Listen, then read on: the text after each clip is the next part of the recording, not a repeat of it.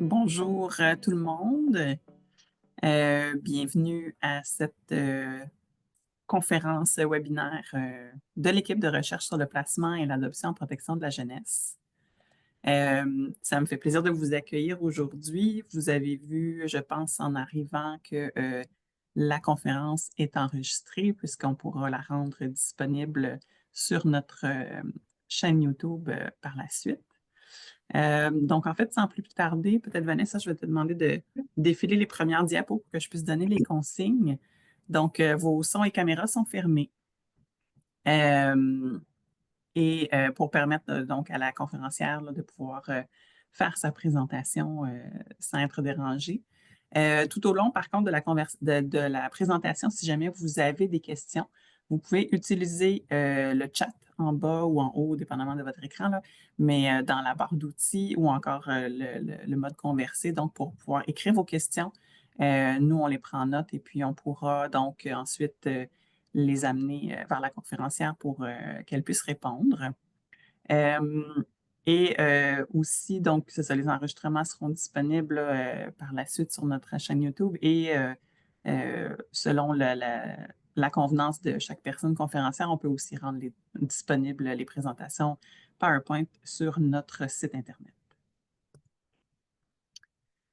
Juste un petit mot, comme je fais à l'habitude, là, pour vous présenter l'équipe de recherche. Sûrement que certaines personnes parmi vous nous connaissez déjà, mais pour les personnes peut-être qui ne nous connaîtraient pas, on est une équipe de recherche en partenariat, donc composée à la fois de chercheurs universitaires, mais aussi de co-chercheurs, co-chercheuses des milieux de pratique et de partenaires.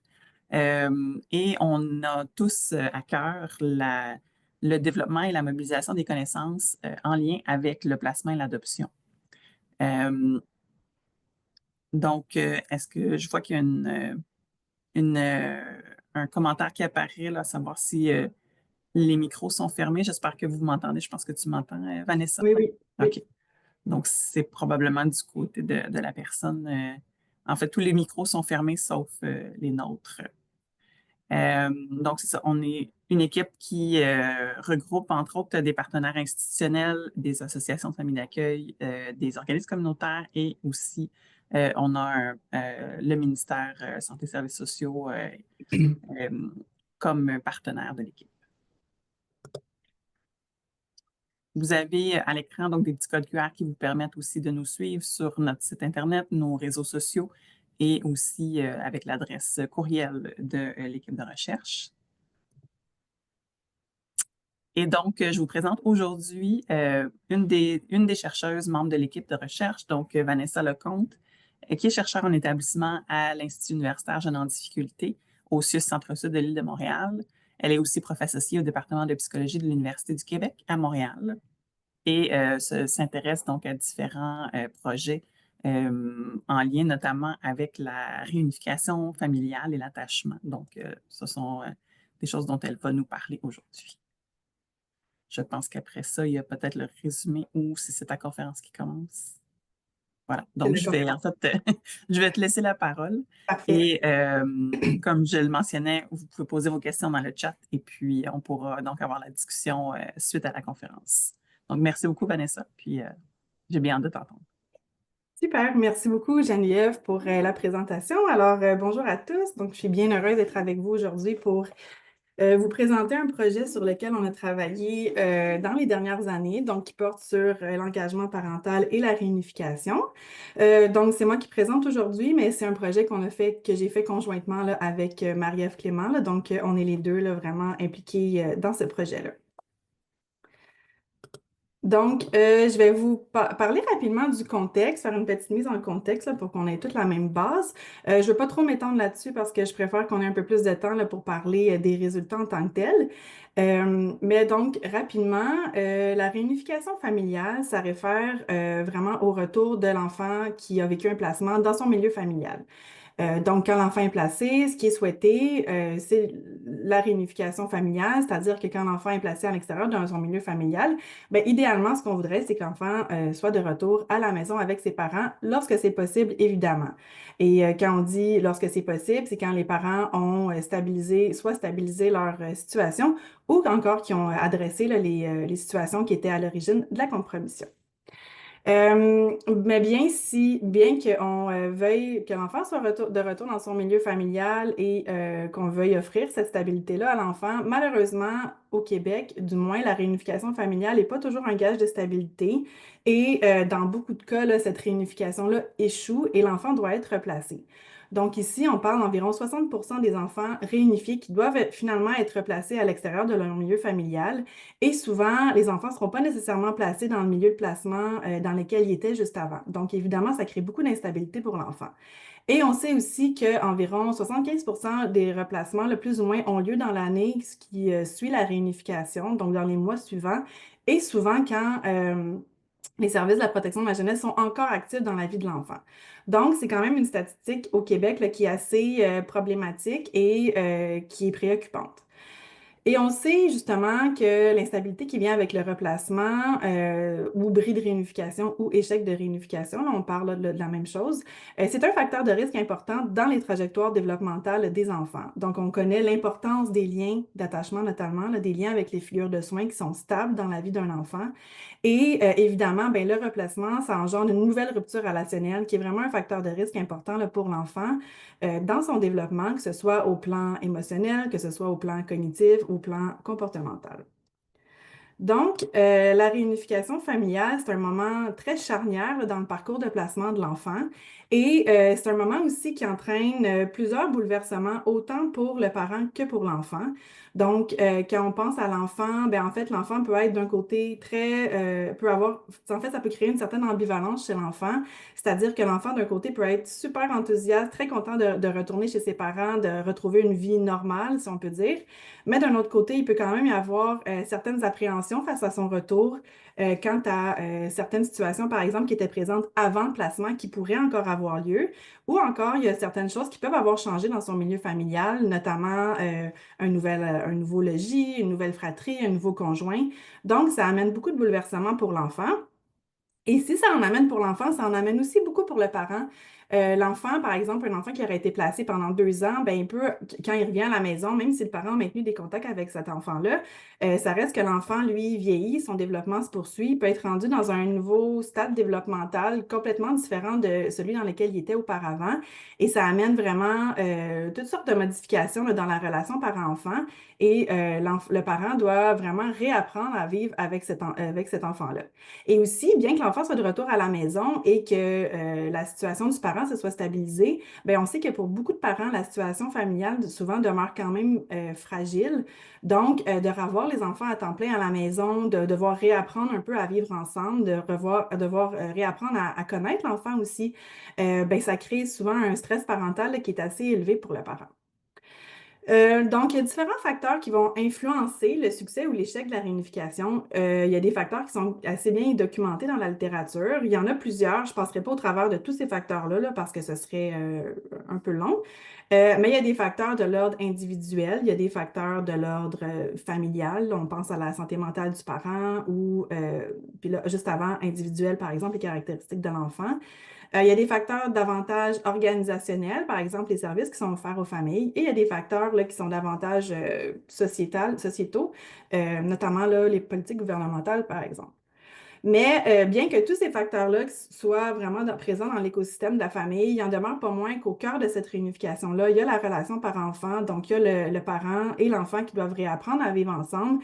Et on sait que l'adaptation de l'enfant, autant dans un contexte de réunification que dans la vie en général, ben, l'adaptation de l'enfant est très tributaire en fait de la relation avec son parent, des comportements sensibles du parent à son égard, donc des comportements, des émotions du parent, comme je l'ai dit, là, à son égard. Donc, on voit vraiment que la réunification, c'est un moment très charnière, comme je le disais juste avant, le placement d'un enfant. Et, j'allais dire étrangement, là, étrangement ou non, puis à la lumière de des statistiques là, liées au replacement qui sont assez élevées au Québec, ben, il n'y a pas ici de protocole d'intervention ou de programme là, qui est standardisé pour soutenir la réunification. Il y a des services externes à la protection de la jeunesse qui sont souvent déployés, qui sont mobilisés là, pour venir en aide aux familles, pour adresser les problématiques des familles.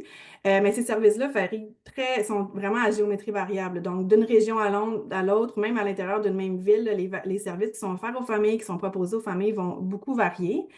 Et quand je dis il n'y a pas de protocole d'intervention ou de programme standardisé, là, je veux juste faire petite parenthèse dans le sens où il y a beaucoup d'équipes qui ont des initiatives justement autour de la réunification, mais ça vient très difficile à comptabiliser, si on peut dire, ces initiatives-là, parce que c'est vraiment des petites initiatives qui sont faites à la pièce.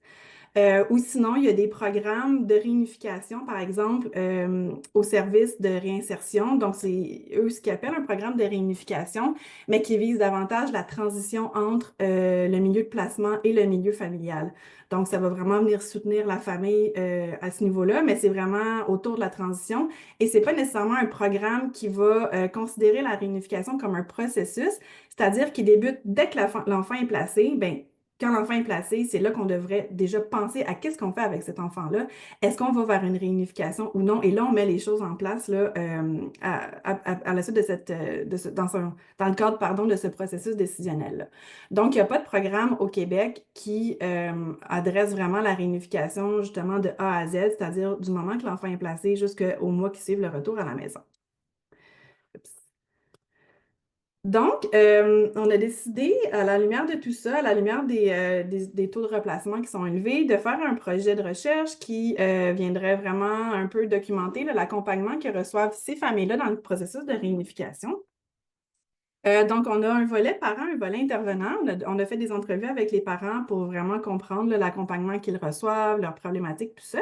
Et on a fait un volet aussi intervenant. Et dans le but de tout ça, l'objectif général, c'est vraiment de pouvoir améliorer les pratiques cliniques à la lumière de ce que les parents et les intervenants nous rapportent, aussi à la lumière de ce qui existe ailleurs, parce qu'il en existe des programmes ailleurs, et à la lumière aussi de ce qui existe dans la littérature. Donc, ça serait vraiment, c'est vraiment d'améliorer les pratiques cliniques là, qui entourent la réunification. Donc, ça, c'est l'objectif très général de notre projet plus large. Pour l'objectif de l'étude de ce que je vais vous présenter aujourd'hui précisément, je ne vous parlerai pas du volet parent. Ça me fera plaisir de revenir dans un autre contexte pour vous en parler parce que c'est vraiment intéressant ce que les parents nous disent. Mais aujourd'hui, je vais vous parler du volet intervenant. Et donc, l'objectif là, de ce volet-là, c'est vraiment d'identifier du point de vue des intervenants en protection de la jeunesse les facteurs qui sont susceptibles d'influencer, soit de manière positive ou négative, le processus de réunification familiale, donc pendant le placement, au moment de la réunification et dans les mois qui suivent.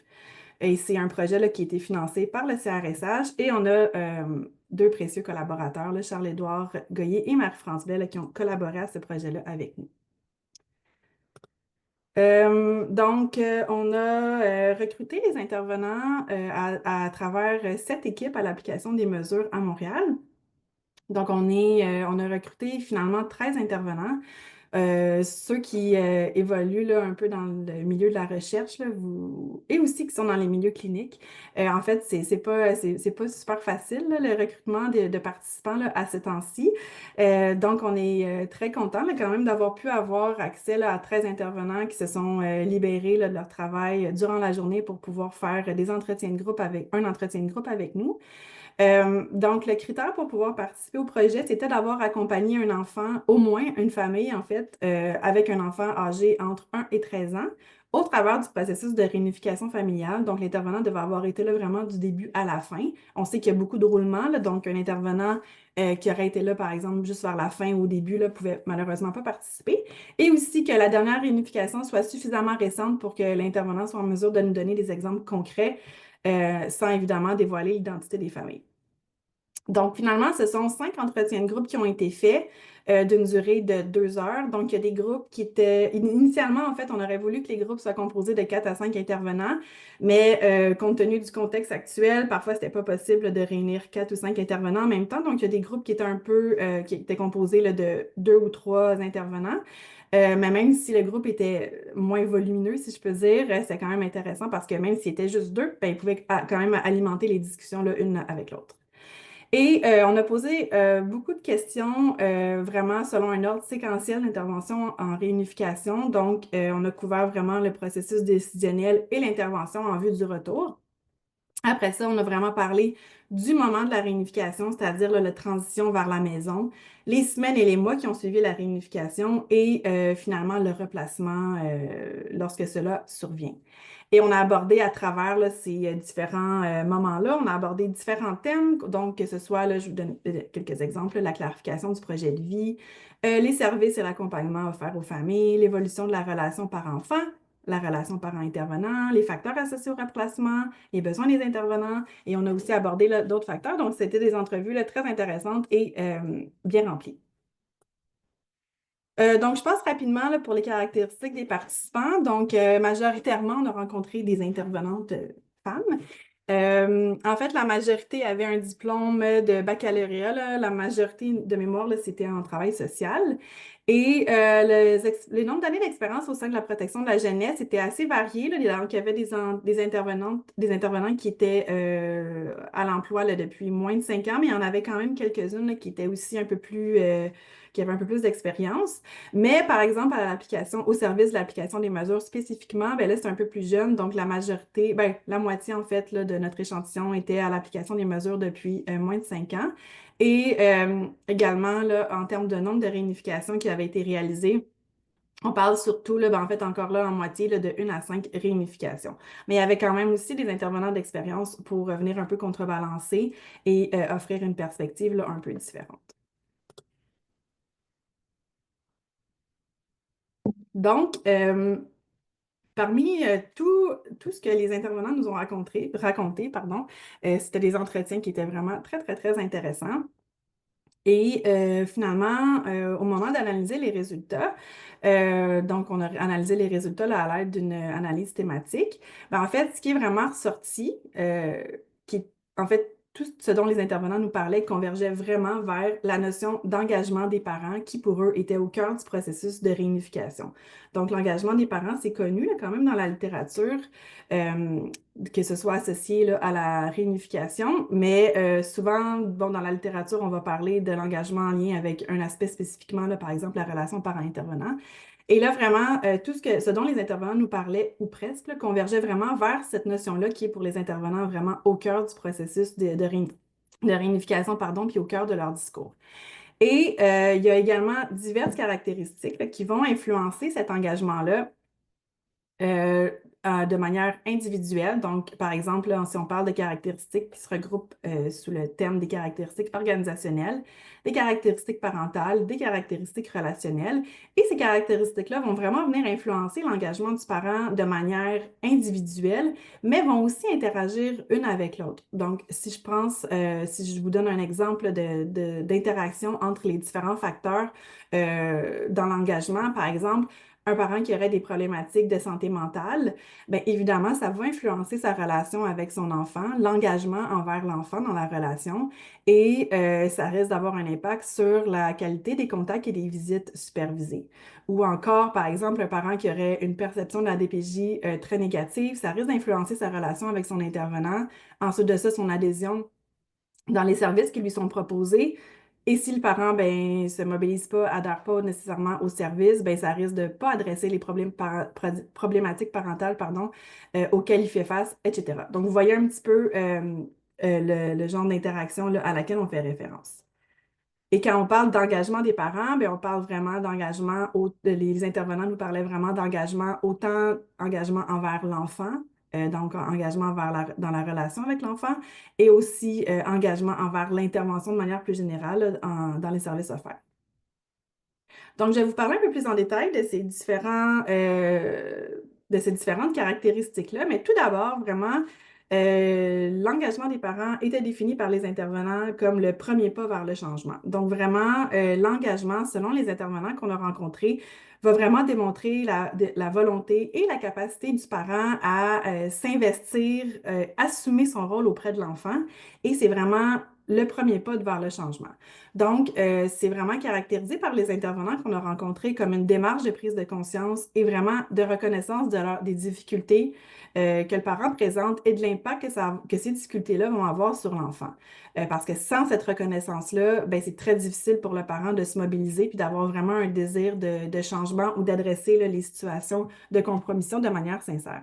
Donc, ici, on a une intervenante qui nous disait dans le cadre d'un des focus group, nos plus grandes réussites, je pense, c'est clairement les parents qui ont de l'introspection puis qui sont capables de reconnaître tout ce qu'ils ont manqué puis tout ce qu'ils doivent aller chercher. Et une autre disait, ben, il faut se rappeler qu'on n'est pas garant du résultat. Je pense que c'est de voir les parents, comment eux vont se mobiliser à l'intérieur de ça, voir l'impact sur les enfants, de ne pas abandonner, baisser les bras. Leur compréhension, leur reconnaissance aussi de leurs difficultés, parce qu'il faut que ce soit senti, il faut qu'il y ait un réel changement pour pas qu'après, il y ait resignalement et qu'il se passe autre chose. Donc, ce bout-là, vraiment, ça appartient aux parents. Et comme je le disais juste avant, vraiment, là, dans ce premier pas-là vers le changement, la prise de conscience que les parents vont faire là, de leurs difficultés et de l'impact sur l'enfant, ça va ensuite être un moteur là, pour s'investir dans leur démarche et dans les services. Donc ici, une intervenante disait, ben, après 5 mois, on a retourné cet enfant-là avec son père parce qu'il est allé rapidement chercher des services. Il a pris les services, puis on a ramené cet enfant-là auprès de son père. Il a fait beaucoup après le travail pour aller voir son enfant. Ça montrait vraiment son engagement. Donc, si maintenant on passe aux différentes caractéristiques, là, les différentes caractéristiques que je vous ai présentées dans le petit diagramme juste avant. Donc, on va commencer en parlant un peu plus en détail là, des caractéristiques relationnelles.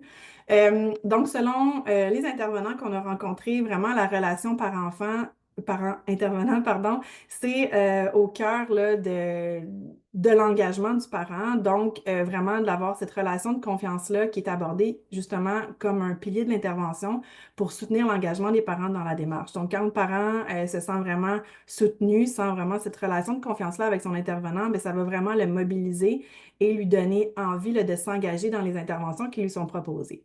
Et cette relation parent-intervenant-là, ça se décline vraiment en 3 thématiques, si je peux dire, là, selon les intervenants. Donc, d'une part, la transparence bidirectionnelle, c'est-à-dire l'importance d'être transparent avec le parent, et ça va dans les deux sens. Donc, d'une part, l'importance, comme je viens de dire, pour l'intervenant d'être transparent avec le parent, de dire transparent autant au niveau de l'intervention, de ce qui va se passer, de la clarification du projet de vie, des émotions aussi que l'intervenant peut ressentir dans le cadre de l'intervention, et bidirectionnel dans le sens où c'est important aussi pour le parent d'avoir cette transparence-là pour qu'il y ait un lien de confiance, donc une transparence dans les allées et venues, dans les fréquentations qui sont liées évidemment là, à l'intervention, et aussi dans les émotions que le parent peut vivre en lien avec cette intervention-là. Donc ici, l'intervenante nous disait, on se le cachera pas, on a des parents qui sont hyper méfiants. Ce lien-là est dur à créer. Fait qu'une fois que tu l'as, ben, il faut que tu fasses en sorte de le garder. Puis moi, je veux dire, si moindrement je fais une erreur ou je constate que j'ai pris une mauvaise décision, ben, le parent va être le premier informé. Ben, regardez, je me suis trompée. Tu sais, ça nous humanise aussi, ça fait en sorte que le parent peut dire, elle s'est trompée, donc moi aussi, je peux me permettre de me tromper. Ensuite de ça, ben, l'absence de jargon technique, évidemment, ça peut sembler à la base, mais selon les intervenants, c'est un élément qui est important de se rappeler, donc de vulgariser pour vraiment faire sentir aux parents qu'il est comme sur un pied d'égalité et aussi que vraiment le parent comprenne bien ce dans quoi il s'engage, ce qui est attendu de lui pour ensuite favoriser la mobilisation. Donc, tu y vas avec des exemples simples du quotidien que tu observes en visite. Je pense qu'il faut que tu adaptes ton discours aussi pour que le parent comprenne. Puis tu sais, ça peut partir des motifs de compromission. Si tu as un parent qui ne comprend pas que son milieu est dangereux, ben, il faut que tu ailles chez lui, que tu lui dises, ben ça part de là. Donc, vraiment, pour que le parent comprenne ce qui est attendu de lui, là, pour qu'ensuite de ça, il puisse s'engager dans ce qui lui est proposé. Et finalement, l'approche participative. Donc, je travaille à faire avec les parents et non pas à la place des parents. On travaille ensemble, on est sur le même pied d'égalité. Je suis là assise moi aussi et moi aussi je parle de comment je vis la situation. Les parents sont nos partenaires et il suffit juste de leur rappeler qu'ils sont nos partenaires. Donc, je mentirais si je disais que cette approche participative-là était évoquée de manière égale dans tous les focus group. On pourra en reparler un peu plus dans la discussion, mais en fait, par exemple, dans ce focus group-là, cette approche participative-là, cette intention de voir vraiment que le parent soit vraiment fasse partie intégrante des décisions qui sont prises au niveau de lui et de sa famille, c'était super important pour les intervenants qu'on a rencontrés dans le cadre de ce focus group-là. Dans d'autres focus group, c'était abordé l'importance de cette approche participative-là, mais c'est un peu plus nébuleux parfois, la façon dont c'était mis en place, c'était moins clair. Maintenant, toujours dans les caractéristiques relationnelles, un autre vraiment élément super important là, pour l'engagement du parent, c'est la relation parent-enfant. Donc vraiment, ça, tous les intervenants qu'on a rencontrés dans tous les focus group, il y avait vraiment un consensus sur l'importance d'une relation qui est solide pour assurer le succès de la réunification. Donc, comme je le disais un peu au départ, à la suite du placement, il y a une rupture relationnelle qui en découle. Le parent et l'enfant doivent vraiment réapprendre à vivre ensemble. Et donc, l'enfant peut avoir évolué durant le placement. Alors, c'est vraiment toute une réadaptation, tout un changement pour le parent et pour l'enfant. Et si on veut que le parent soit engagé envers l'enfant, bien, il faut que cette relation parent-enfant-là soit adressée d'une manière ou d'une autre. Ici, on a une intervenante qui nous disait, bien, en fait, la relation parent-enfant, on ne la travaille pas juste au moment du retour de l'enfant. On travaille depuis le début. Parce que déjà, le fait qu'il y ait eu un signalement, déjà, il y a quelque chose qui s'est brisé dans la relation parent-enfant. Et ça, c'est super intéressant, mais j'ai mis un petit triangle avec un point d'exclamation pour dire, ben, c'est super intéressant parce qu'il y avait vraiment un consensus, comme je viens de le dire, sur l'importance de la relation solidifiée. Mais après, quand on demandait aux intervenants un peu plus concrètement, ben, comment vous adressez cette relation par enfant-là, ben, en fait, là, ça devenait plus nébuleux et ce qu'on se rendait compte, en fait, c'est que la compréhension d'une relation par enfant euh, optimale ou disons positive, là, parce qu'on ne veut pas nécessairement une relation optimale là, avec la clientèle dans laquelle on est. Mais c'était vraiment à géométrie variable et vraiment la compréhension de cette relation par enfant-là variait beaucoup d'un intervenant à l'autre. Donc, ici, comme une intervenante nous disait, ah, ben, la mère faisait rien, les filles étaient sur leur tablette toute la journée, mais non, j'ai pas eu à travailler ça, la relation.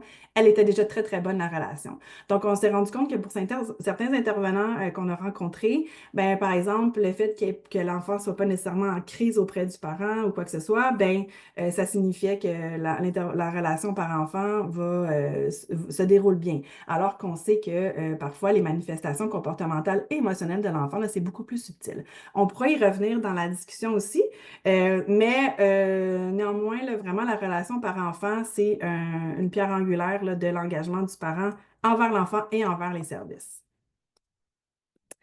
Maintenant, en termes de caractéristiques parentales qui vont avoir un effet sur l'engagement du parent, ben, premièrement, les problématiques parentales. On sait que les parents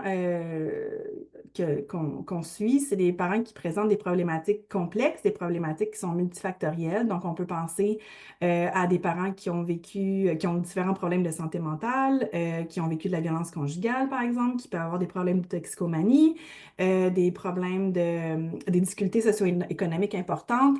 Et on sait aussi que ces difficultés-là viennent rarement seules. Donc, on parle davantage d'un cumul de facteurs de risque. Donc, c'est des parents qui présentent différentes vulnérabilités, si on peut dire, qui vont vraiment entraver leur capacité à se mobiliser dans les services ou même envers l'enfant. Donc, c'est des problématiques qui vont vraiment entraver leur disponibilité psychologique pour vraiment répondre aux besoins de l'enfant de manière adéquate et du même fait s'investir dans l'enfant. Donc, ici, les intervenants nous disaient, si quelqu'un, par exemple, vit dans la rue, qui a des problématiques concomitantes de santé mentale, de consommation, bien, le changement, il ne pourra pas s'opérer du jour au lendemain. C'est irréaliste de penser qu'en quelques mois, cette personne-là va faire un 360 sur sa vie puis être en mesure d'être suffisamment stable pour répondre aux besoins d'un bébé naissant. Et aussi, en fait, j'allais lire le deuxième, mais juste avant, il ne faut pas oublier également que ces parents-là, souvent, ont été suivis eux-mêmes par les services de la protection de la jeunesse lorsqu'ils étaient enfants. Et donc, ont aussi un lourd bagage là, derrière eux. On cumule certains traumas, en plus du stress ou du trauma même qui peut être engendré là, par le fait qu'un enfant soit placé et les problématiques là, à l'heure actuelle. Donc, ça fait beaucoup pour le parent. Et ici, l'intervenante disait, ben, les mécanismes de défense prennent le dessus parce que je pense les parents, ont été blessés. Ils ont été heurtés. Ils ont été souffrants dans tout ça.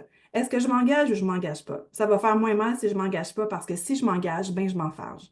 Donc, ici, c'est vraiment dans le sens où, par exemple, le parent va s'engager dans l'intervention, par exemple, finalement, une rechute de consommation, là, exemple. Et là, ben, pour le parent, cette rechute-là, c'est tellement souffrant, ça le confronte tellement comme un sentiment d'échec, que finalement, il se dit, ben, je suis mieux de juste laisser faire ça, pas m'engager du tout, ça va me faire moins mal si je m'engage pas. Ensuite de ça, dans les caractéristiques parentales, il y a la perception de la protection de la jeunesse.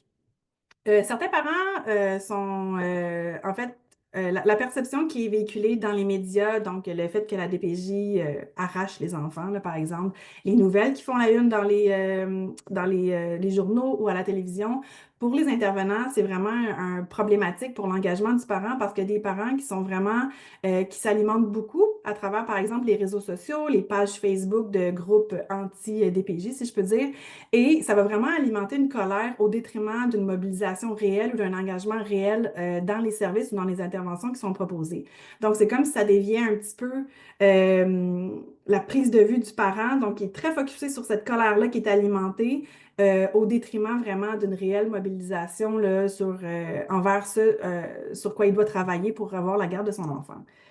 Donc, ici, une intervenante, je l'ai dit, une intervenante disait j'avais des parents qui travaillaient pour le retour des enfants qui ont commencé à avoir confiance en moi et tout, et tout. Et là, ça sort une nouvelle que la DPJ a arraché les enfants. Puis là, c'est comme tout se met en doute. T'es pas transparente avec nous, tu travailles pas vraiment pour que les enfants retournent chez nous. Puis là, il faut revoir à établir la confiance encore. C'est comme la motivation des parents parfois tombe parce que quoi que je fasse, la DPJ va retirer mes enfants.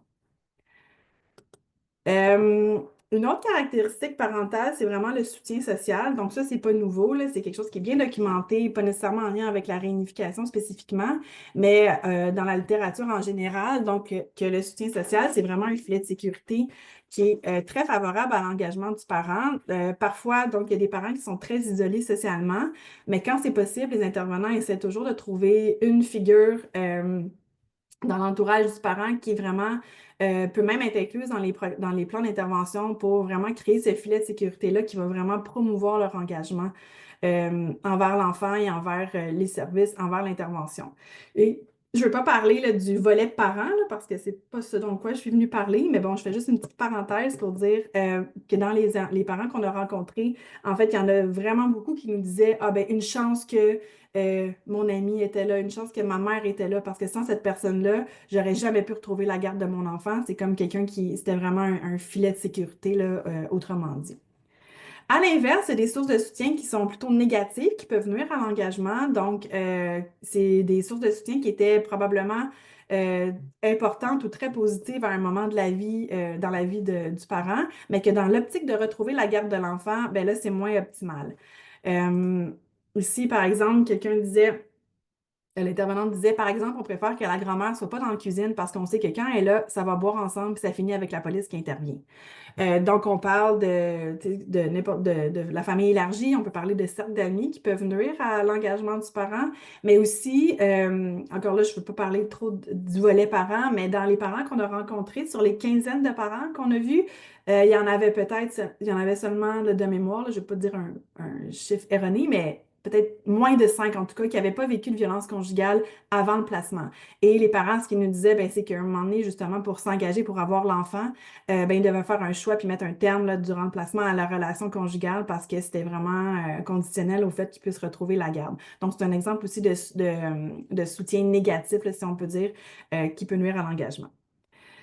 Aussi, les intervenants nous ont parlé des parents mentors là, ou parents parrains, qui est une avenue à explorer selon eux, qui vraiment, en fait, ça existe ailleurs, là, notamment aux États-Unis, puis ça a été bien validé là, comme étant vraiment un facteur super important dans l'engagement du parent.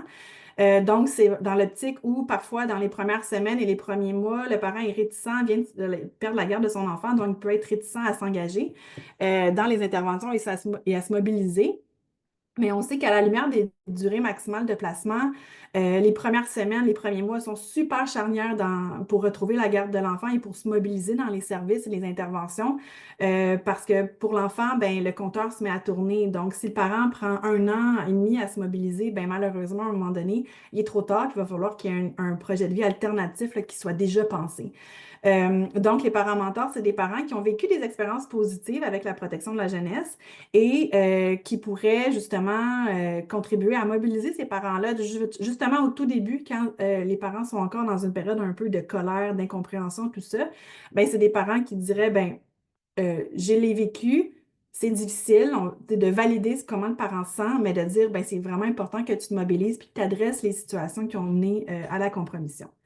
Donc ici, une intervenante nous disait d'avoir peut-être des parents parrains, des parents qui parrainent d'autres parents ou un groupe de soutien de parents qui partagent des belles expériences pour donner justement espoir dans les jours qui suivent ou les premières semaines qui sont charnières pour nous. Puis de mobiliser le parent parce que c'est sûr que quand il essaie d'être mobilisé par son intervenant de la DPJ qui vient de placer son enfant, ben on perd un petit peu. Ça prend plus de temps que peut-être si c'est un parent qui l'accompagne à le motiver. Donc maintenant, le dernier pan là, de caractéristiques, c'est des caractéristiques organisationnelles. Donc, celles que je vous présente dans cette diapositive-là, c'est des caractéristiques organisationnelles qui sont un peu plus distales, donc sur lesquelles on a moins un levier d'intervention là, immédiat, mais comme ça a été nommé par dans tous les focus group, par tous les intervenants, j'ai quand même décidé de vous les présenter parce que selon les intervenants, c'est super important là, dans l'engagement du parent. Donc, de un, la distance géographique entre les familles d'accueil et les parents. Ici, l'intervenante disait, on manque tellement de familles d'accueil en ce moment que des fois, on a des familles d'accueil à 1h30 de route. Mais quand on a des parents qui n'ont pas de permis de conduire, ben, admettons pour maman X qui travaille au maxi jusqu'à 5 heures le soir, puis après ça, elle doit se rendre à 1h30 de route en voiture jusqu'à la famille d'accueil, mais elle le fait en transport en commun. Je trouve que des fois, la distance, ça les voit un peu à l'échec, les familles. Donc, vraiment pour des parents pour qui l'engagement serait déjà fragile, ben, d'avoir cette distance géographique-là, ça peut vraiment miner l'engagement. Maintenant, l'horaire des services qui est peu flexible. Ici, l'intervenante nous disait, à un moment donné, c'est sûr que d'offrir le service dans des moments opportuns, c'est un défi pour nous. Ça demande quand même une certaine gymnastique, mais ça en demande aussi pour le parent également. On veut bien offrir des services comme les ateliers, mais à un moment donné, si c'est les mercredis de telle heure à telle heure et que le parent ne peut pas, on va essayer de trouver autre chose, mais ça peut être plus ardu. Donc, dans la même optique là, que la distance géographique, quand l'engagement du parent est assez fragile, bien, c'est vraiment des situations qui peuvent mener au découragement là, du parent. Donc, dans les caractéristiques organisationnelles, les services offerts aux familles, évidemment, les services, on le sait, c'est essentiel. Ça représente vraiment un filet de sécurité important et ça va vraiment contribuer à adresser les motifs de compromission, mais aussi à consolider les acquis là, des parents qui peuvent parfois être fragiles. Donc, ce que les intervenants nous disaient, c'est comment, en fait, ces services-là sont essentiels et par contre, l'offre de service est assez variable, puis c'est sûr que le parent va être davantage engagé quand ça répond à un besoin réel.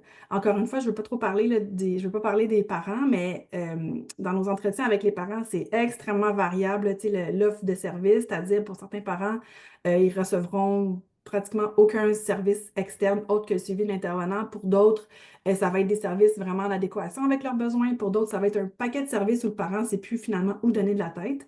Mais c'est sûr que du point de vue de l'intervenant, ces services-là, évidemment, c'est essentiel. Puis ça montre, ça permet de voir aussi si le parent s'engage réellement là, dans l'intervention. Comme l'intervenante ici nous disait, la mobilisation, c'est aussi d'entrer en contact avec les partenaires et d'aller voir si le parent s'implique vraiment dans les suivis ou fait simplement se conformer.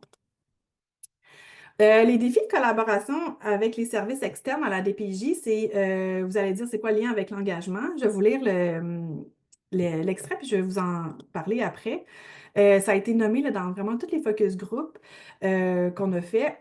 Donc ici, il y a l'envers de la médaille, par exemple, où des fois, le travail avec les organismes communautaires, chacun y va de son propre mandat. Chacun n'a pas la même lecture de la situation.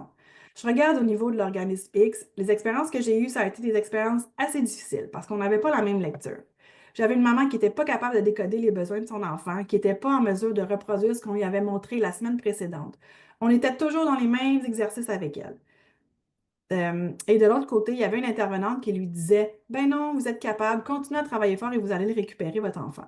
Donc, ici, le lien vraiment avec l'engagement du parent, puis c'est vraiment revenu dans tous les focus group, c'est qu'en fait, et c'est pas pour diminuer l'importance des organismes communautaires, là, pas du tout, c'est essentiel là,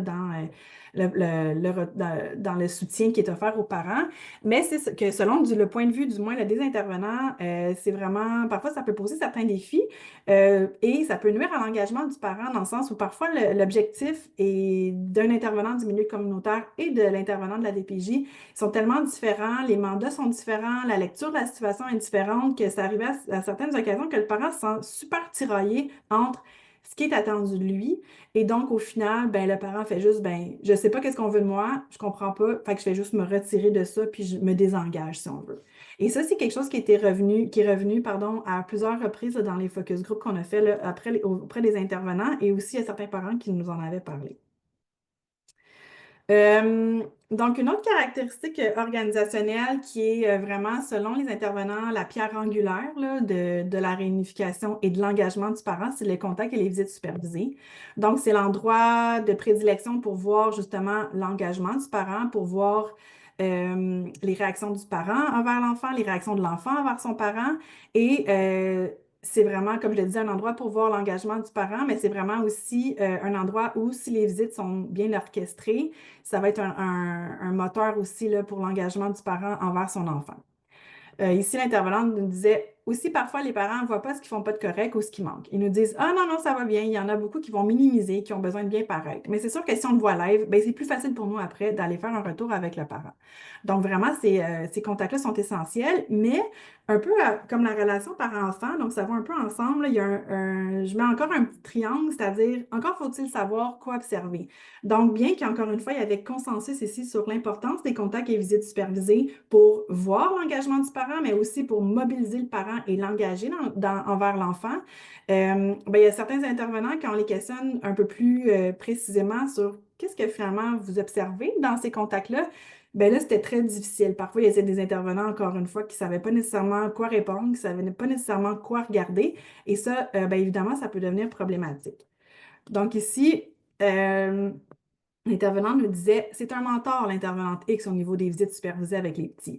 Moi, ce que je dis aux nouvelles qui arrivent aux 0-5 ans, c'est si tu as la chance de faire des visites avec l'intervenante X, vas-y. Elle est capable d'observer autant les réactions de l'enfant, autant les réactions du parent, parce que souvent dans une visite, tu peux observer sans nécessairement voir les signaux de un ou de l'autre, mais ça prend une certaine expérience. Puis ce savoir-là, l'intervenante X est capable de nous le transmettre. Donc, c'est sûr que c'est très positif, sauf que quand tout ça repose sur le savoir expérientiel, puis on sait que les équipes sont de plus en plus jeunes, bien, ça peut devenir un peu inquiétant. Et finalement, une planification minutieuse des contacts est essentielle pour maintenir l'engagement du parent dans la relation. La pire chose qu'on pourrait faire, moi, je trouve, c'est d'avoir un coucher au domicile du parent trop rapide, un contact non supervisé trop rapide. Il y a une crise qui arrive en plein contact, puis là, il faut qu'on revienne dans nos bureaux avec des petits contacts entre quatre murs supervisés par quelqu'un. Donc, ça, on y va de façon très graduelle, puis parfois, ça va prendre un peu plus de temps, mais au moins, ça va permettre de construire quelque chose de solide. Et finalement, la dernière caractéristique organisationnelle qui a été nommée, là, je vois l'heure qui avance, là, il est 10h45 presque. En fait, c'est les éducateurs de réinsertion qui, j'en ai parlé au tout début là, dans l'introduction, mais c'est des éducateurs c'est super positif là, pour les parents, autant du point de vue du parent, mais les intervenants aussi, selon leur point de vue, c'est positif pour le parent. Parce que ça va vraiment aider les parents à rester mobilisés une fois le retour de l'enfant à la maison. Donc, ça crée vraiment un peu un filet de sécurité pour les parents. Puis ça va, dans les moments de découragement, dans les moments qui sont un peu moins faciles avec l'enfant, bien, ça va vraiment leur permettre de rester engagés parce qu'ils savent que cet éducateur-là, qui est vraiment à portée de main, si on peut dire. Donc, je trouve que ça peut être une bonne chose aussi d'avoir des éducateurs de réinsertion quand on a un retour de chez une famille d'accueil. Parce que pour le moment, on a des éducateurs de réinsertion quand c'est le retour d'un centre de réadaptation. Puis c'est sûr que l'éducateur est là puis il instaure les mêmes routines qu'il y avait au centre, les mêmes cadres. Ce serait intéressant si on avait ça pour les familles d'accueil. Parce que parfois, il va y avoir des éducateurs de réinsertion pour les enfants placés en famille d'accueil, mais c'est vraiment pas la norme, là. La majorité là, du travail de ces éducateurs-là se fait en lien avec les centres de réadaptation. Donc, finalement, ce qui ressort de tout ça, c'est vraiment, comme on a parlé depuis le début, l'engagement parental qui est au centre du discours. Donc, ce que ça nous dit vraiment, c'est au final, si on sait que l'engagement, c'est tellement un élément clé dans la réunification, bien, de savoir que ces caractéristiques-là semblent influencer l'engagement, mais ça peut devenir justement des sites d'intervention prioritaires, si on peut dire. Donc, aussi, il faut retenir l'importance de l'approche participative. Donc, les intervenants nous en ont parlé en la lumière du parent, mais ce qu'on a remarqué, en fait, c'est que les intervenants ont très peu parlé de l'enfant. Alors que l'enfant vraiment est au cœur aussi là, des décisions qui sont prises. Il y a dans un focus group que les intervenants nous en ont parlé au sens où d'écouter la voix de l'enfant dans les décisions qui sont prises. Par exemple, quand l'enfant est plus vieux, mais ça se peut que l'enfant, lui, n'ait pas envie de retourner chez son parent là, pour diverses raisons. Donc, il y a des intervenants dans un focus group qui ont adressé l'enfant, mais sinon, même si les questions incluaient toujours l'enfant, vraiment, c'est intéressant de constater que les intervenants ont surtout parlé de la participation du parent. Donc, on peut penser vraiment qu'on est dans une perspective, dans une posture un peu plus de réhabilitation parentale, si je pourrais dire. Donc ça, c'est intéressant à voir. Puis c'est intéressant à voir aussi comment on peut favoriser justement la participation de l'enfant là, à ce niveau-là. L'importance de la relation parent-enfant qui est au cœur de la réunification. Puis on sait aussi que les interventions pour promouvoir l'engagement dans un contexte de réunification, celles qui sont parmi les plus efficaces sont celles qui incorporent vraiment la relation parent-enfant, la sensibilité du parent. Mais on voit ici vraiment que ça nécessite du soutien. Donc, vraiment, puis ça va un peu à ce qui est écrit en dessous, là, c'est les interventions euh, doivent non seulement être basées sur le savoir expérientiel, mais sur des outils ou des programmes qui sont validés. Donc, dans un monde idéal, chaque diade, donc chaque famille, chaque diade parent-enfant devrait avoir accès à une intervention là, qui cible directement la relation parent-enfant parce que c'est au cœur de la réunification, même s'il y a plein d'autres facteurs qui tournent autour, mais ça reste qu'ultimement, le parent va vivre avec son enfant, l'enfant vit avec le parent. Et quand on regarde un peu les interventions qui sont offertes, bien parfois, ce qu'on entend, c'est oui, pas la réunification, mais la relation a été adressée, mais quand on creuse un peu, on se rend compte que c'est finalement à l'intérieur de nos deux séances où on parle de l'importance des routines, de l'encadrement, tout ça. Ce qui est super important, mais souvent, c'est pas suffisant. Et on peut se dire, bien, s'il y a un taux de replacement qui est si élevé, bien, il y a peut-être quelque chose qui manque à ce niveau-là parce que vraiment, malgré qu'on sache l'importance de la relation parent-enfant, ben, la façon dont cette relation-là est travaillée par les intervenants est à géométrie très, très, très variable. Et on sait que les équipes, comme je le disais, sont de plus en plus jeunes, donc ça ne peut pas être basé seulement sur le savoir expérientiel. Il doit y avoir des outils ou des programmes qui viennent encadrer, là, non seulement là, en termes de relations parents-enfants, mais qui viennent encadrer cette pratique-là de réunification. C'est sûr que les problématiques des parents est multifactorielle. La réunification, c'est complexe. Ça prend de l'expérience, donc c'est impossible d'avoir un programme qui est le même pour chacun, mais du moins d'avoir des outils ou des balises qui peuvent venir justement faire le tour de ces éléments-là qui devraient être prioritaires là, dans l'intervention. Et finalement, des suggestions, là, des choses à voir dans le futur, à essayer, c'est vraiment les parents mentors et les éducateurs de réinsertion là, qui ont été vraiment mis de l'avant par les intervenants et qui sont aussi dans la littérature. Là, je parle pour les parents mentors qui ont vraiment des, euh, des résultats super positifs. Et d'ailleurs, dans les parents qu'on a rencontrés, il y avait 2 ou 3 parents qui nous ont mentionné justement comment au début ils étaient tellement réfractaires à l'intervention. Et finalement, quand ils ont vu, ben, OK, ils ont un peu baissé leur garde, puis ils se sont mis à s'impliquer, à s'engager dans l'intervention et envers l'enfant, c'est là qu'ils ont vu vraiment des résultats positifs. Puis eux-mêmes nous ont dit, ben, on a eu finalement une expérience positive. On aurait dû se mobiliser avant. L'enfant serait revenu probablement plus tôt. Donc, on aimerait ça donner au suivant, puis pouvoir justement dire à des parents, ben, regardez, c'est normal que vous soyez en colère, c'est normal que vous ne soyez pas content, mais si vous collaborez, puis vous vous investissez et vous êtes mobilisés, ben, en fait, ça ne veut pas dire nécessairement que vous allez retrouver la garde, mais si vous faites les efforts, puis vous adressez, puis vous reconnaissez vos défis, ben, ça peut juste être positif pour la suite. Et des limites, en fait, là, je vais faire ça très rapidement. Donc, évidemment, les entrevues qu'on a faites, les focus group qu'on a fait, c'est dans une région urbaine, donc on ne peut pas du tout généraliser à d'autres régions du Québec qui ont accès à d'autres genres de services. Donc, ce n'est pas les mêmes offres de services ailleurs. Aussi, là, dans ce cas-ci, c'est la perspective de l'intervenant là, qui a été rapportée, donc on n'a pas nécessairement les autres points de vue. Et c'est certain que c'est pas un échantillon là, de 100 intervenants qui se fait pas nécessairement en recherche qualitative. On est quand même très content là, d'avoir eu là, ce nombre d'intervenants-là, puis ces intervenants qui nous ont partagé vraiment avec beaucoup de générosité là, leur l'accompagnement et les interventions là, qu'ils font auprès des parents. Et pour conclure, donc vraiment, ce qu'il faut retenir, c'est, je pense, c'est une collaboration bienveillante, constructive et sécurisante entre le parent et l'intervenant et des interventions adaptées aux besoins des parents peut renforcer l'estime de soi et la motivation du parent à s'engager dans l'intervention et dans la relation avec l'enfant, là, qui est vraiment au cœur de la réunification. Donc, quand le parent sent qu'il fait bien les choses, se sent motivé, voit du changement, ben, ça va vraiment renforcer l'estime de soi. Puis c'est comme un engrenage hein, qui débute, ben, le parent va vouloir s'investir, continuer à s'investir envers l'enfant. Ça va avoir des répercussions sur l'enfant, donc ça va créer une certaine rétroaction pour le parent. Puis le parent va vouloir vraiment continuer à s'améliorer puis à adresser les problématiques là, auxquelles il fait face. Et donc, finalement, pour conclure, pour maximiser les chances de succès de la réunification, il est essentiel d'adopter une approche participative et intégrée qui prenne en compte les diverses dimensions parentales, relationnelles et organisationnelles et leurs interactions. Donc voilà, je vous remercie. Merci beaucoup, Vanessa. C'était super intéressant. Ben, j'invite donc les gens qui sont avec nous là, de pouvoir utiliser le mode chat ou conversation là, pour nous faire part de vos commentaires, de vos questions. Je sais que souvent, on a des personnes parmi nous là, qui font de l'intervention sur le terrain, que ce soit au niveau de la DPJ ou encore en milieu communautaire. Fait que peut-être qu'il y a eu des éléments là, parmi les choses que Vanessa nous a présentées qui suscitent des réactions ou en tout cas qui font écho à vos pratiques. Fait qu'hésitez pas à nous écrire aussi des commentaires là, si jamais vous n'avez pas de questions spécifiques.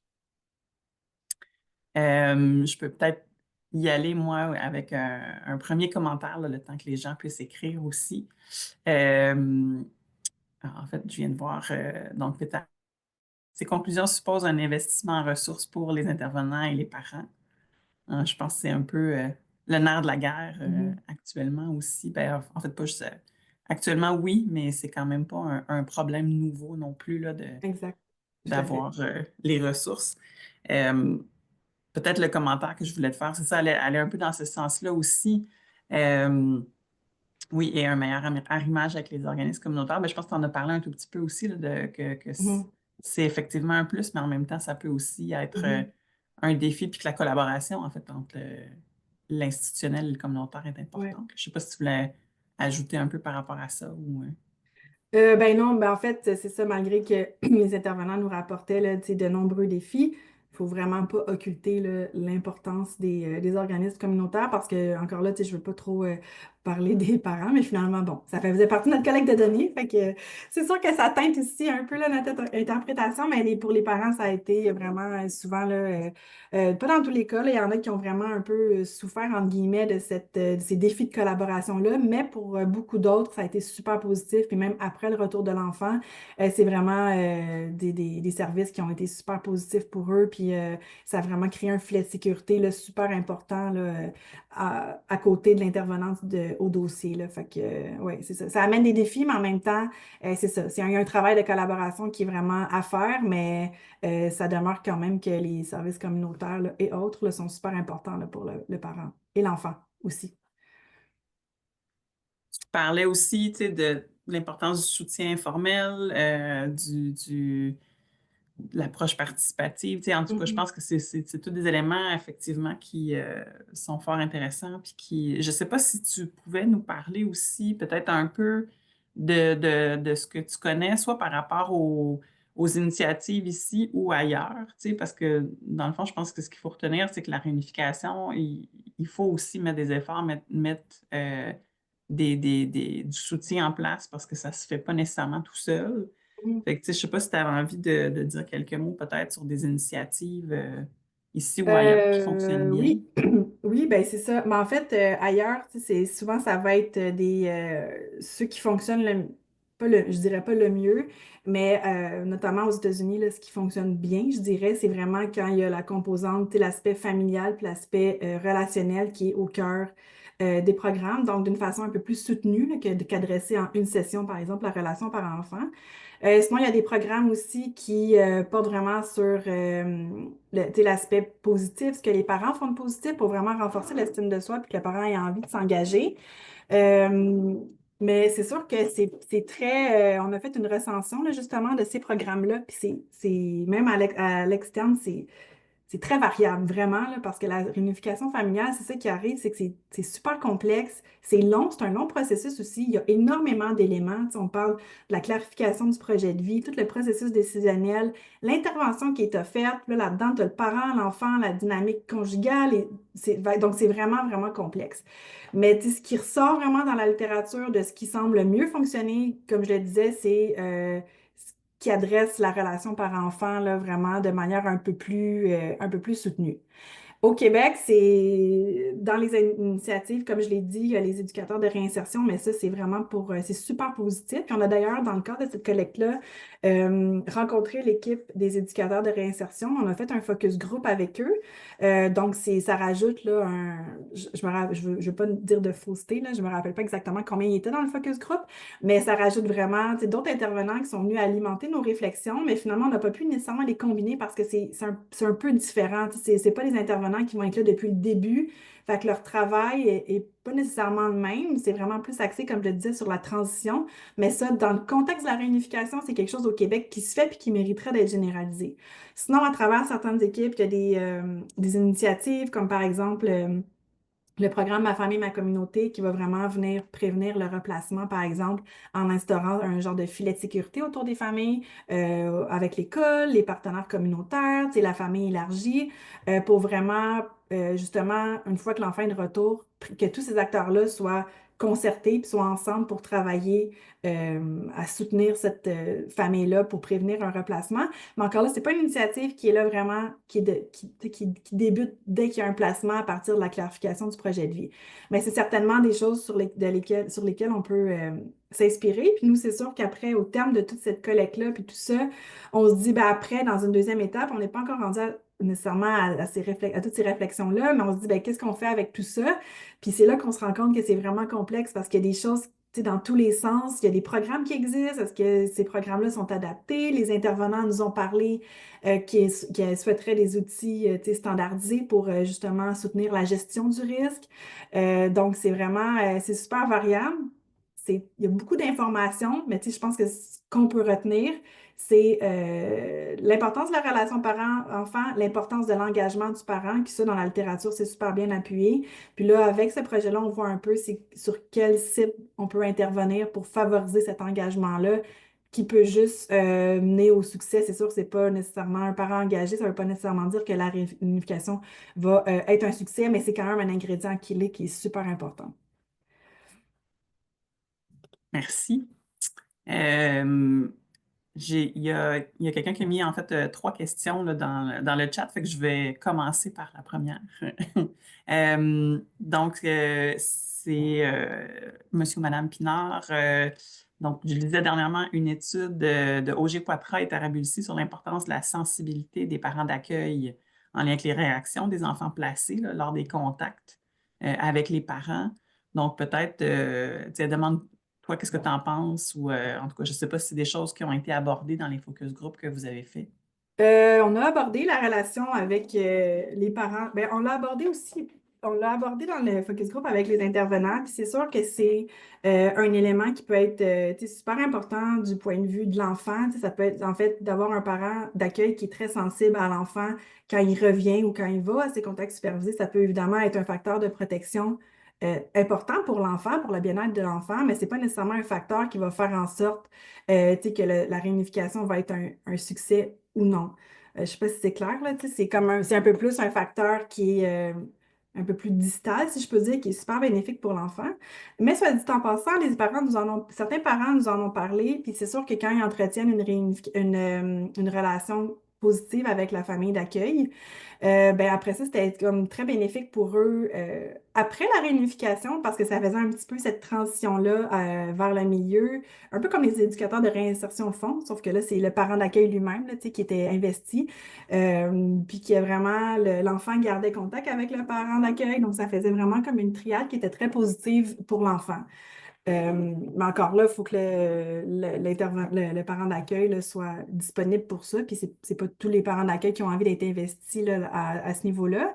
Mais vraiment plus en lien avec la question, c'est sûr que la sensibilité du parent d'accueil, c'est un élément essentiel pour le bien-être de l'enfant.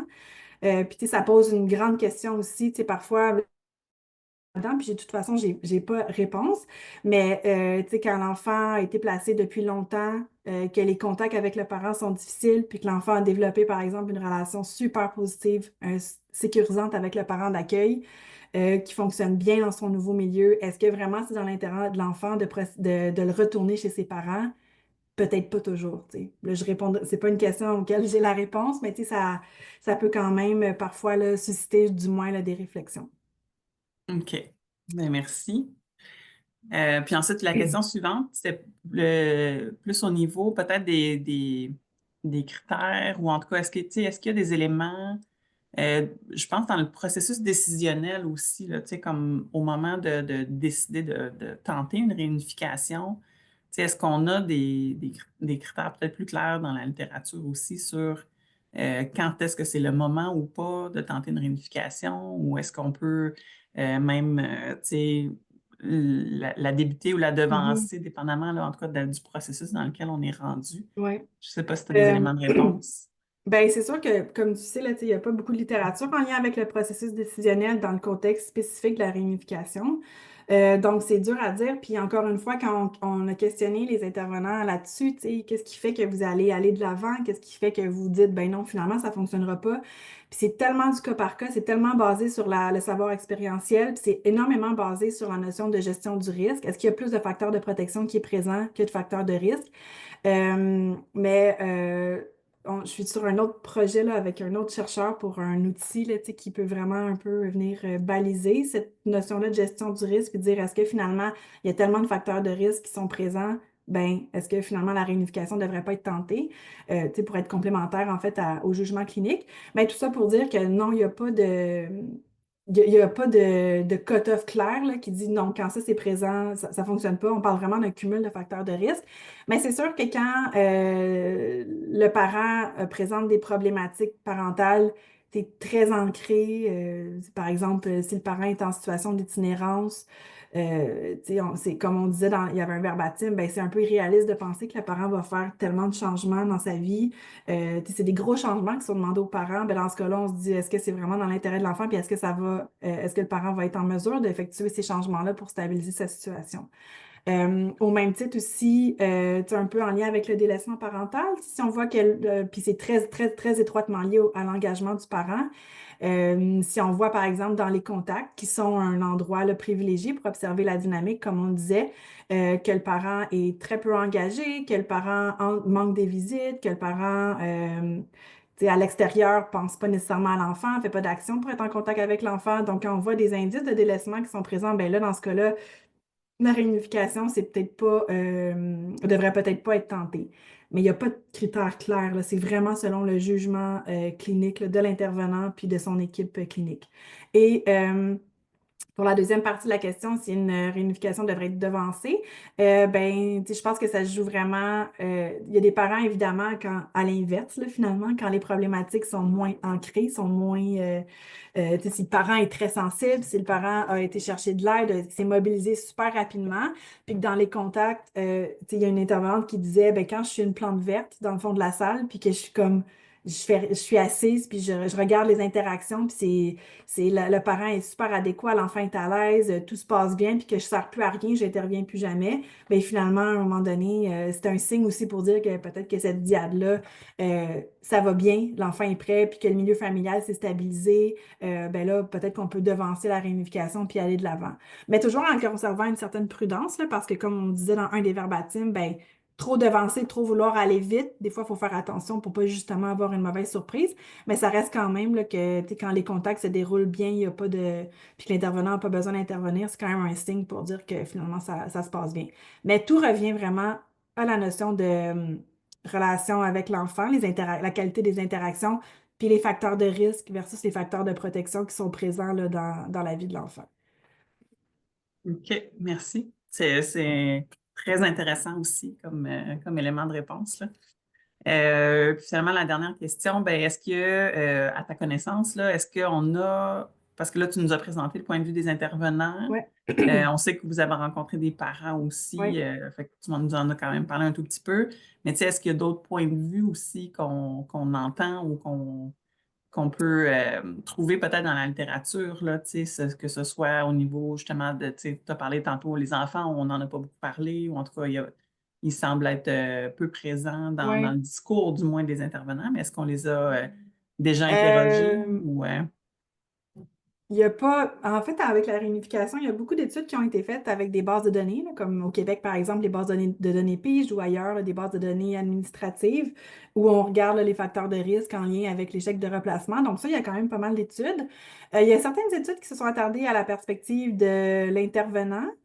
Euh, il n'y en a pas tellement. Puis sinon, la perspective de l'enfant, il y a une étude de Angels Balcells qui a interroger les enfants sur justement leur implication dans la prise de décision en lien avec la réunification. Tu sais, si finalement, est-ce qu'ils ont été informés? Est-ce qu'eux ont envie de retourner à la maison? Tout ça. Donc, ça, il y a un article de cet chercheur-là. Sinon, dans l'enquête ELPJ3, là, étude. euh, je cherche l'acronyme, là, étude. L'évaluation de la loi sur la Oui, protection de la jeunesse. je vais mélanger avec une autre, j'avais en tête. Ben, eux, dans leur enquête qu'ils ont fait, ça, c'est plus volumineux, mais ils ont interrogé là, les chercheurs des enfants, puis ils ont pris en compte la perspective de l'enfant. Et c'est super intéressant à lire, là. C'est des enfants souvent plus vieux, évidemment, là, parce que pour avoir recueillir leur perspective, ça prend des enfants un peu plus vieux, mais sinon, les tribunaux, à ma connaissance, j'ai pas connaissance de ça, mais je voudrais pas, tu sais, ça se peut qu'il y ait des choses qui se soient écrites qu'on n'a pas, auxquelles on a passé à côté, là. Fait que je voudrais pas dire qu'il n'y a rien. Mais en tout cas, faire une réponse là, résumée, il y a beaucoup d'articles en lien avec la réunification ont utilisé des bases de données. Il y en a quelques-unes quand même qui ont regardé la perspective de l'intervenant. Le parent, un peu aussi là, dans l'étude de ELPJ3 puis de Angel Balcells. Euh, c'est celle que j'ai en tête là, pour le moment.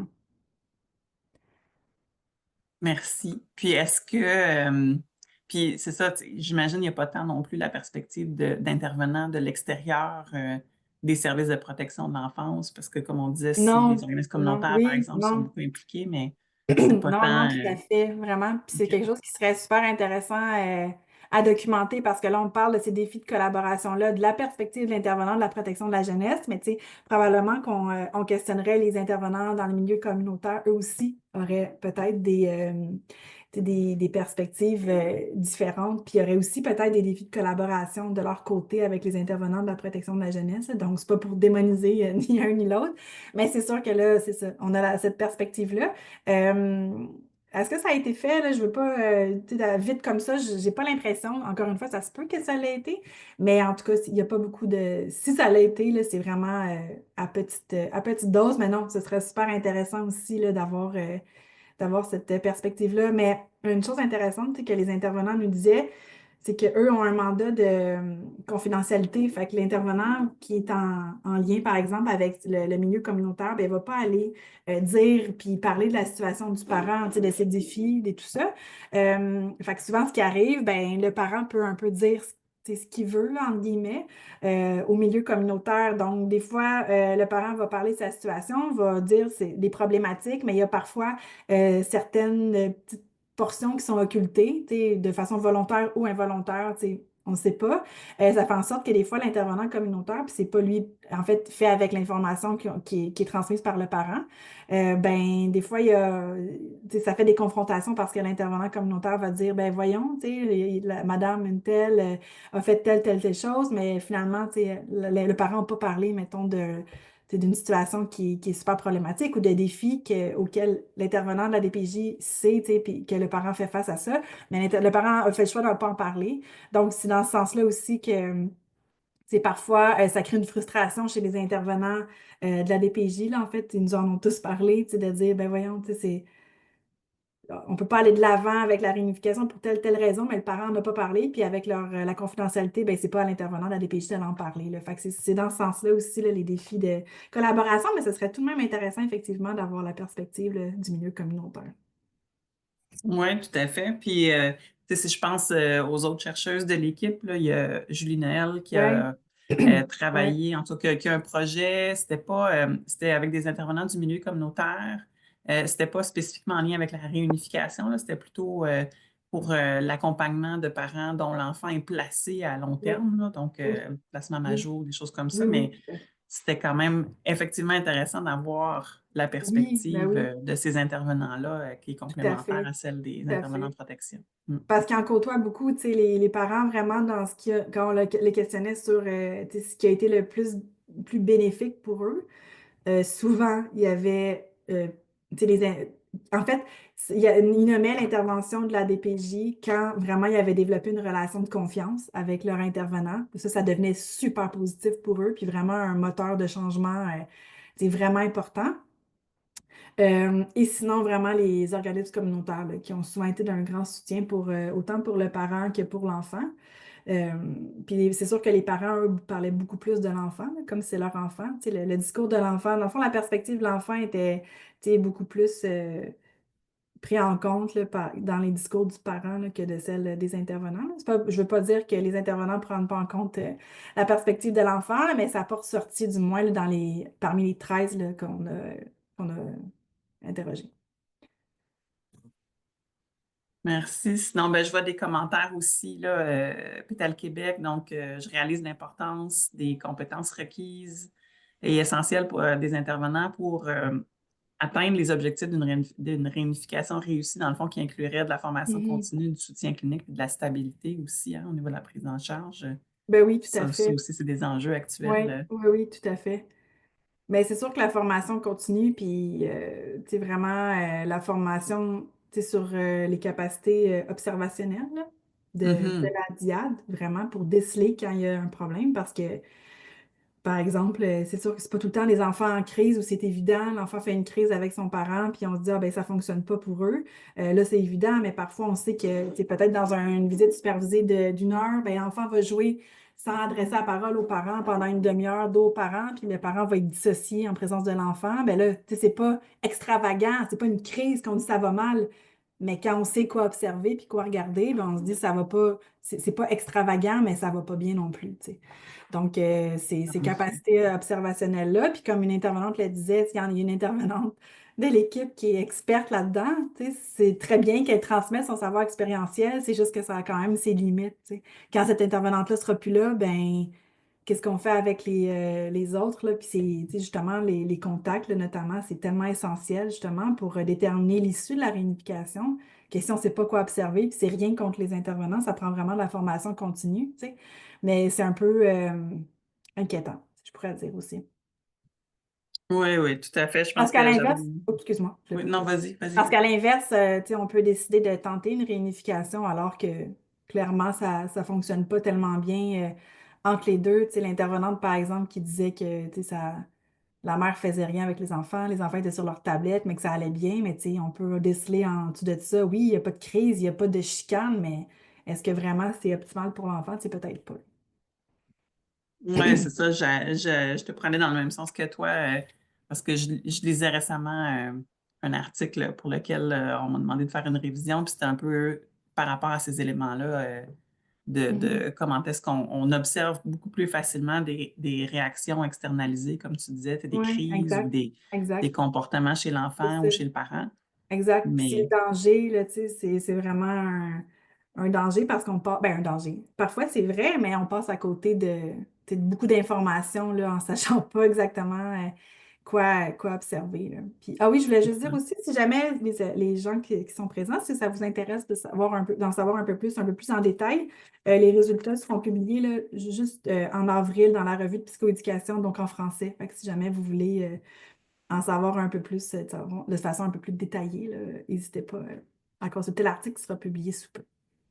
Super, excellente nouvelle. Puis, le dernier commentaire que je vois aussi avec Pétale, donc concernant la concertation avec le milieu communautaire, là, elle souligne, c'est vrai que c'est une question de confiance mutuelle entre les intervenants, puis la reconnaissance aussi des connaissances puis des Oui, expertises de tout à chacun. fait. Tout à Euh, fait. De travailler, ben, c'est vraiment une question de collaboration, puis de travailler ensemble, puis pas c'est ça. dire, ben, c'est pas une question de un qui est meilleur qu'un autre, c'est vraiment une lecture différente, puis un rôle différent aussi, tu sais, le mandat n'est pas le Mm. même. Fait que c'est vraiment d'arriver à concilier ça pour le meilleur intérêt du parent, qui se sentent pas tiraillés entre les deux, puis disent, ben, finalement, je fais juste, tu sais, je comprends pas qu'est-ce qu'on attend de moi, fait que je me désengage. Fait que c'est vraiment Mhm. cette collaboration-là ensemble, la conciliation, en fait, des mandats, là, puis des perspectives, quand c'est possible.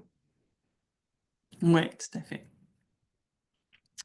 Je vois pas d'autres questions, commentaires dans le chat. Fait que je pense que je vais clore ça ici. Puis donc, te remercier encore une fois Ça fait plaisir. pour ta participation aujourd'hui, ta présence, puis la communication qui était fort intéressante sur ce projet.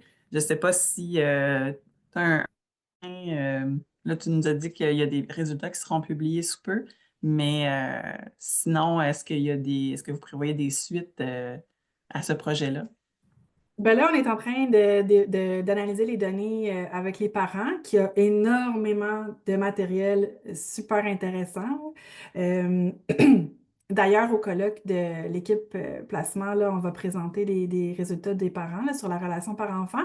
Mais sinon, les parents aussi nous ont vraiment là, fourni beaucoup d'informations super intéressantes. Donc là, on est un peu dans l'analyse de ces résultats parents. Après un deuxième temps, ben là, ça va être la deuxième étape. Qu'est-ce qu'on fait de tout ça? Là, je mentirais si je disais qu'on est rendu là dans notre réflexion. Là, on va plus faire finir avec les parents, analyser, digérer tout ça, vraiment regarder un peu là, les possibilités puis ce qui est le mieux en fonction de ce qui est ressorti du discours des gens qu'on a rencontrés, ce qui se fait ailleurs dans la littérature, voir un peu là, par quel angle en fait on prend ça, là. Fait que pour l'instant, pour répondre, on est vraiment dans l'analyse là, des entretiens là, des parents. OK. Ben, super. Puis là, tu as mentionné le colloque d'équipe, donc c'est dans nos infolettres plus récemment, mais si jamais vous n'avez pas eu l'information, là, donc ça va être les 4 et 5 juin en présentiel à Drummondville, mais aussi possibilité de s'inscrire à distance là, pour euh, connaître, pour entendre les présentations. Donc, si jamais c'est quelque chose qui vous intéresse, vous pouvez, vous trouverez l'information, en fait, ou écrivez-nous à l'adresse courriel de Équipe Placement Adoption. Puis, merci. Ariane l'a mis dans le chat pour qui concerne la page web de notre colloque. Ben, donc voilà, fait que merci beaucoup. Puis rendez-vous peut-être pour notre prochaine conférence là, qui va avoir lieu en avril en lien avec la question des retrouvailles en adoption. Donc merci Vanessa. Merci à vous. Au